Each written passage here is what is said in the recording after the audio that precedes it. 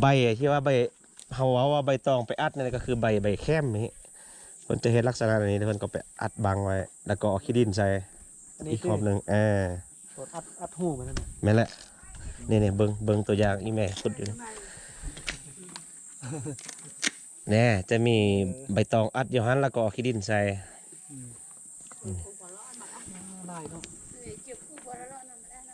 ฟังไปดุนแล้วบ่แม่มันคืออันเชี่ยแล้วจักเดือนโอ้นี่ใบตองเห็นบ่เรียกอย่างเล่ามาไอ้นี่แต่งานจะเล่าสัตว์เกินอย่างนี้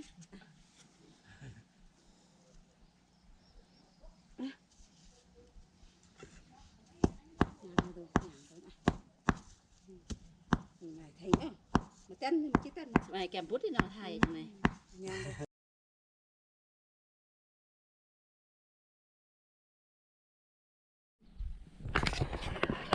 ยังบ่ไปผู้เดียวไปโรงเรียนน่ะให้แม่ไปส่งอยู่ให้ไม่จ้องไปส่งอยู่ตรงนี้เบาลังขึ้นหน่อย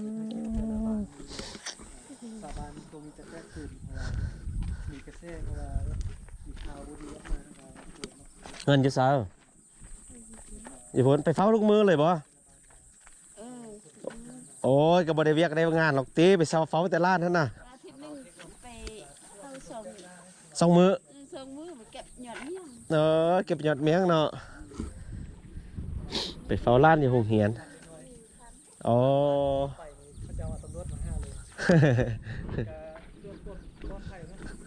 แม่นแล้วดีแล้วเขาจะแตกตื่น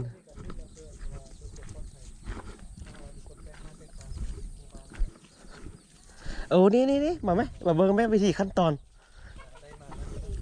เนี่ยทุกคนขั้นตอนเนี่ยสิเบิ่งขั้นตอนวิธีตำบังเมียงคนนี่เนาะ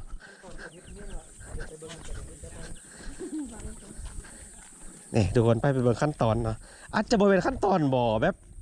ตัวที่ว่ามันใช้บ่ได้แล้วเพิ่นจะมาเอาตัวใส่ได้แล้วมายัดใส่บังเดียวนะทุกคนเนาะแม่นเนี่ยอันนี้ก็คือบนฟังเมียงเพิ่นกลเอามาเมื่อกี้นี่ทุกคนนี่ใบที่ว่าใบเฮาว่าใบตองไปอัดนี่ก็คือใบแค้มนี่เพิ่นจะเฮ็ดลักษณะนี้เพิ่นก็ไปอัดบังไว้แล้วก็เอาขี้ดินใส่อีกขอบนึงตัวอัดหูมันนั่นแม่นแหละนี่เบิ่งตัวอย่างอีแม่ขุดอยู่แน่จะมีใบตองอัดอยู่หั่นแล้วก็เอาขี้ดินใส่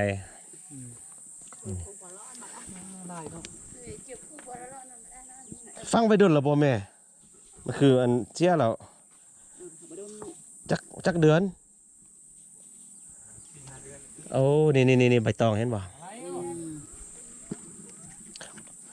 ไอ้เนี่ยจะเราขึ้นไหมเพิ่นสิย้ายบังบ่เพิ่นย้ายบังแม้ว่าฟังไว้ดนแล้วย้ายมันเสียคุณแล้วเฮาสิมาพาเอาแล้วเลือกเอาตัวที่ว่ามันใช้ได้แล้วยัดใส่บังเดียวโอ้นี่ทุกคนเปลี่ยนบังเต้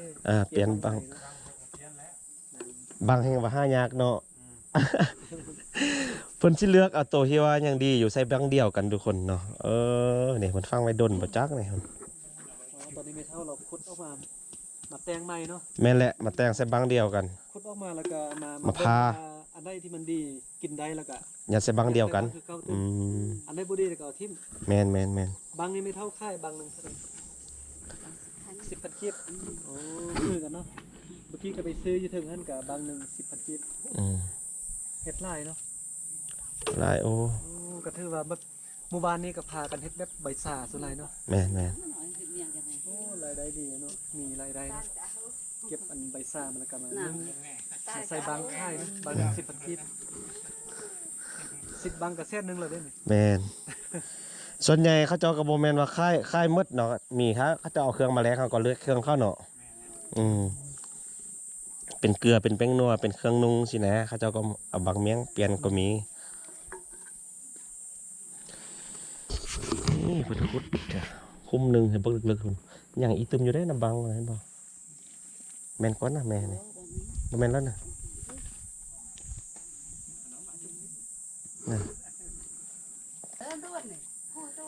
เขาจะยัดทำอิฐก็ยัดแนวนี้นี่แหละใส่ซากต่ำตึบหลังจากที่เพิ่นนึ่งมาแล้วนะยังพาอยู่ที่นี่พา นี่แน่นอนครับมีดก็ได้จะเป็นเมียงอย่างนี้ทุกคน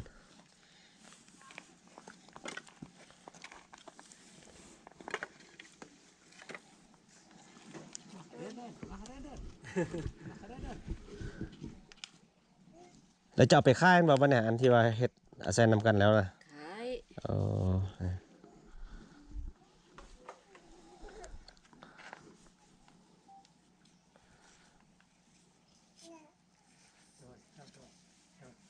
เสียงดังไม่เลย นี่ซากอะไรนี่ซากนี่ สักมือ แต่ไม่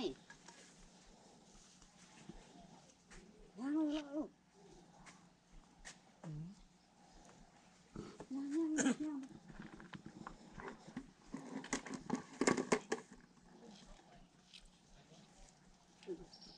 เอาเน้น ยองกันนี่ เน้นเน้น ใช่แต่ใช่ตัว วิธีการเฮ็ดเนาะ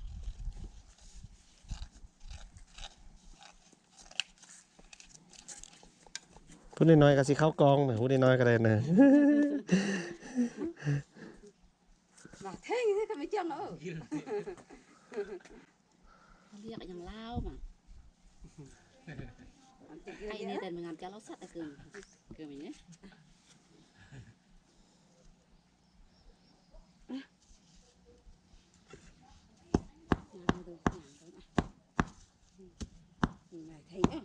มาเต้นมาคิดเต้นมาแกมพุทธินาไทยทำไม โอ้มีผู้สาวมาแห่งคักเนาะ เด้ผู้สาวนะ พี่ใส่นี่ผู้สาวมา ซื้ออีน่ามันซื้ออีน่าแม่มันซื้ออีน่าพริก เพ็กโต๊ะ พริกพริก โต๊ะวันนี้วันหนึ่งมาพาบางเมียงให้อายเบิ่งวันหนึ่งเลย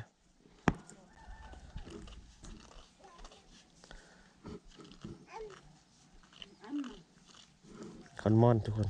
คอนมอนเฮกนะอีเฮกแม่น่ะเศร้าเฮก คนม่อนแต่ผู้สาวเนาะ แมนยัดไหมนะเอานี้ไปนะ อะไรยับอะไรกัน ให้ผู้นี้ยัดก็ได้แล้ว หมอจากได้ผู้สาว ผู้สาวยัด เป็นผู้ชายจังได้สิเอาผู้สาวมาให้ เอาตัวเอายัดบ้านหนึ่งก่อนก็ไม่สู้เมียง เอายัดไว้เอาเงินไป เอ๊ะมาหมักมินเมียงนะ บ่มักเป็นเมียงเดี๋ยวไอ้ล้างมือให้สาวบ้านเฮาบ่มักเป็นเมียงบ่ได้ติสาวสะเม็ดใหญ่นี่ นี่ให้ผู้นี้ยัดกัน บ่ให้ผู้เดียว ไปเวียกในวิว ผู้สาวทุกคนไปแวกหนึงไปสายเดี๋ยวอ้ายตามไปเฮือนเพิ่น เฮ็ดอยู่หั่นนะ เฮือนเพิ่น เฮ็ดอยู่เทิงเลย อ้ายกลายไปละห้องอ้ายได้เด้อ ไปทำบุญทำบุญ ขอบใจไปเลาะต่อกัน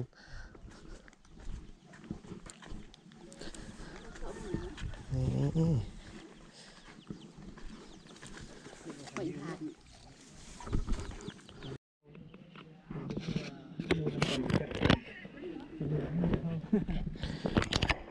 เฮา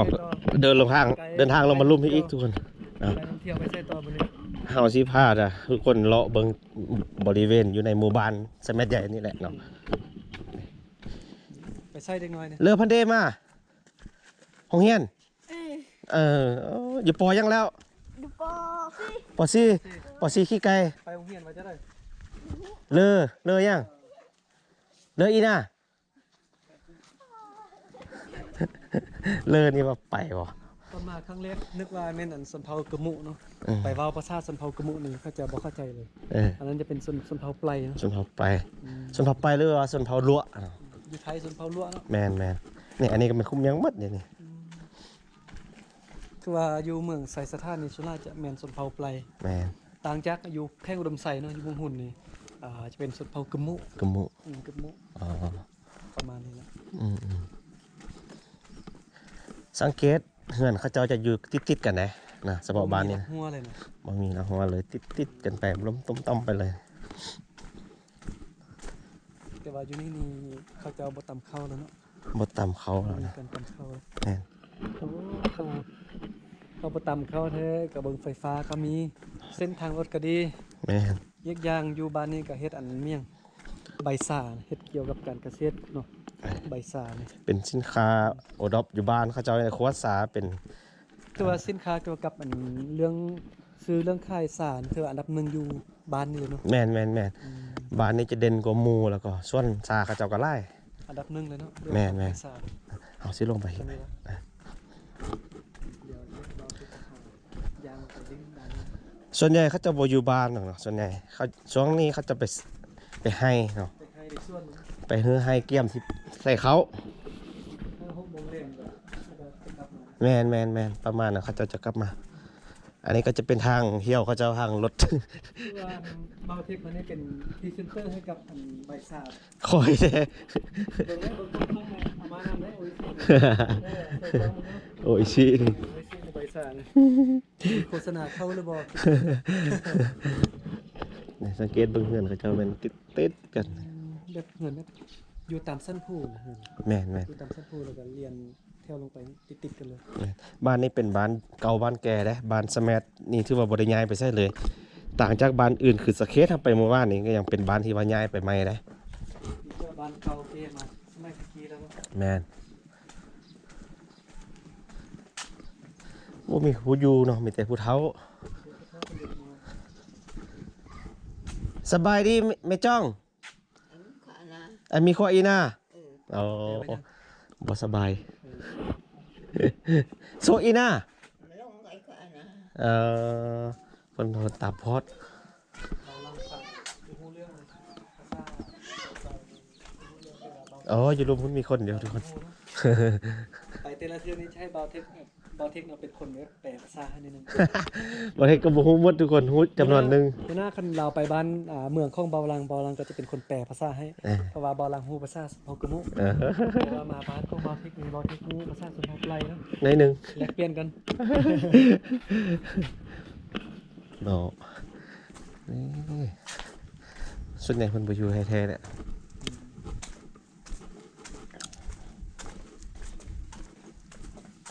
ดูเหมือนซ่านเขาเจ้าน่ะ ยางไปเลยนะ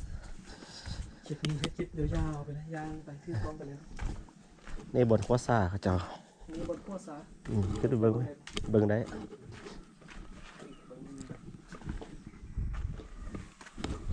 มีหมอบ่เรา เตาไปในเพชร หมอเพิ่นบ่อยู่หรอกเพิ่นเอาไปเมียนน่ะติ ในหม้อเหมือนอ่ะผมเห็นเอง หมอตัวนี้จะเป็นตัวคนตัวลง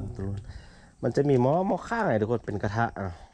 เป็นหม้อเป็นกระทะแล้วมันจะบ่เฮ็ดเพียงในนี้ได้เพิ่นจะเฮ็ดแนวนี้เลยตามนี้เลยเจอนิดนึง แม่นแล้วเพิ่นก็ดังไฟไว้รุมมือนั่นก็เอาเก็บมาแล้วเพิ่นก็คว้าเลยล้างน้ำล้างหาแล้วเพิ่นก็คว้าเลย มาเมื่อกี้เราจับคนหินมา เรามาเบิ่งดูอันนี้มันเป็นอีนามันเป็นอันใดเบิ่งให้แดโอ้นี่เป็นเปใบเมียงไปค่ายอ่ะทุกคน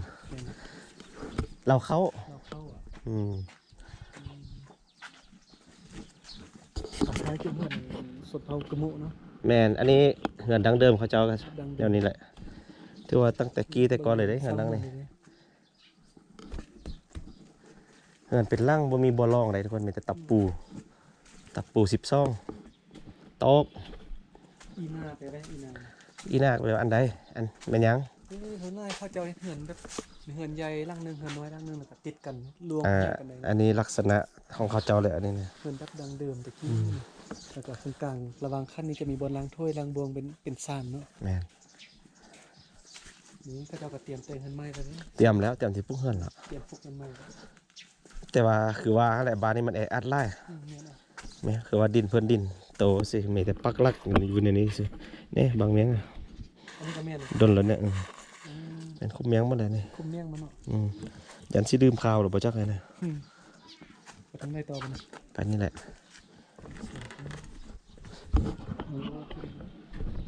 ลงเนาะ อ่า เดี๋ยวไปย่างไปทำนี่ รอมาตั้งดนเติบแล้วทุกคนหาเขาเห็นคนเนาะ สงสัยไปปอกแช่บ่แม่นปอกแช่หรอบ่ปอกแช่แล้วมันละติ เอาใกล้หมดแล้ว ตามเข้าไปแล้วแหละเข้าไปในเฮือนก็ได้ สบายดีไปจะได้สบายดี สบายดีแม่จ้อง สบายดีไม่จง เฮ็ดอีน่ะโอ้ตำบักฮงสิได้กินตำบักฮงนำเลยนี่มาแม่ต้องตำแม่ พอดี ตำเนื้อป้องเจ๊ ผู้สาว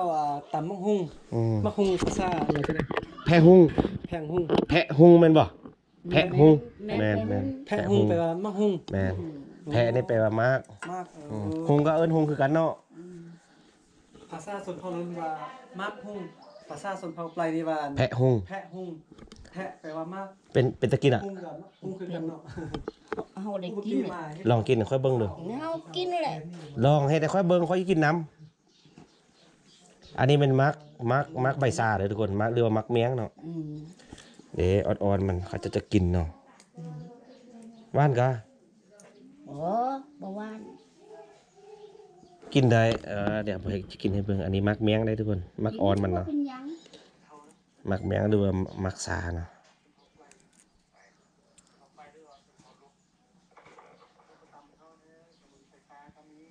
นี่ในมันจะเป็นแบบนี้เป็นคือเจลลี่เนาะ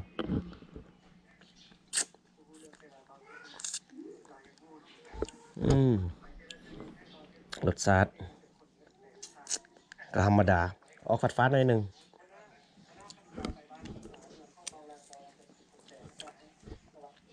เอาควันมอดออกมาไหมตาบักคงเลยสิกินแบบนี้น่ะยกคกไปได้บ่ออกมาล่ะ จริงแท้งนี่ได้สิ ยังเกาะออกมาหิมะนี่ทุกคนเป็นเมล็ดข้องใบซาเนาะกินได้นี่เป็นมากินตะวันอ่อนๆนี่เนาะมันจะเป็นคือเยลลี่นะทุกคนนี่เลาะป้องเลาะ เลาะไข่เลาะของธรรมดา บอกธรรมดาแต่กินได้เนาะกินอีกตัวมากนึงกันเป็นอายทุกคนป้าบไปลีอยู่ในบอลหมดแล้วเอามาไว้คุณน่ะอยู่ในห้องนอนคุณน่ะ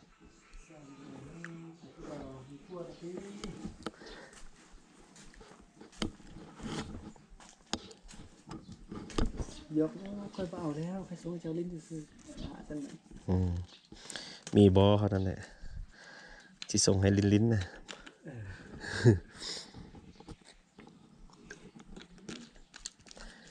ผู้สาวอายไปเลาะต่อกันได้ไหมจ้องเด้อรอใจ คิดก็มีได้อยู่แต่ค่อย